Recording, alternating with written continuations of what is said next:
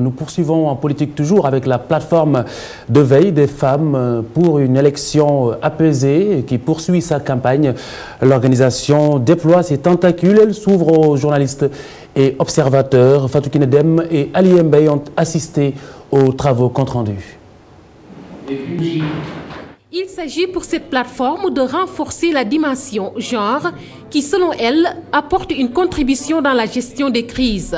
Le premier tour de la présidentielle de 2012 est émaillé par des violences électorales, d'où l'engagement de la plateforme d'œuvrer pour l'apaisement des esprits.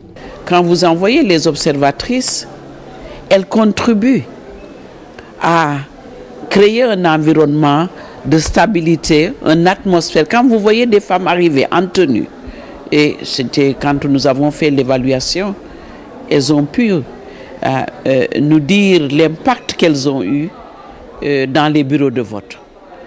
Pour cette fois-ci, les journalistes sont impliqués dans le travail vu le rôle important qu'ils jouent dans le processus électoral.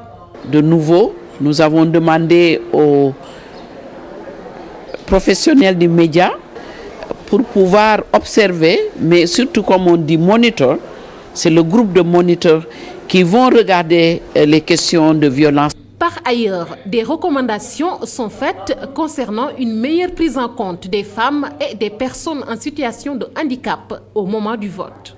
Quand vous demandez à un handicapé de faire 3 étages, parce que le bureau de vote est au 3e étage, peut-être qu'il ne pourra pas accéder à ces bureaux de vote. Nous voyons également les femmes allaitantes ou des femmes avec des enfants. Ce que nous pouvons dire, c'est de leur donner la facilité pour qu'ils puissent voter le plus tôt possible. La rencontre de 2 jours a vu la participation de spécialistes en gestion de crise et d'anciennes ministres venus des pays d'Afrique.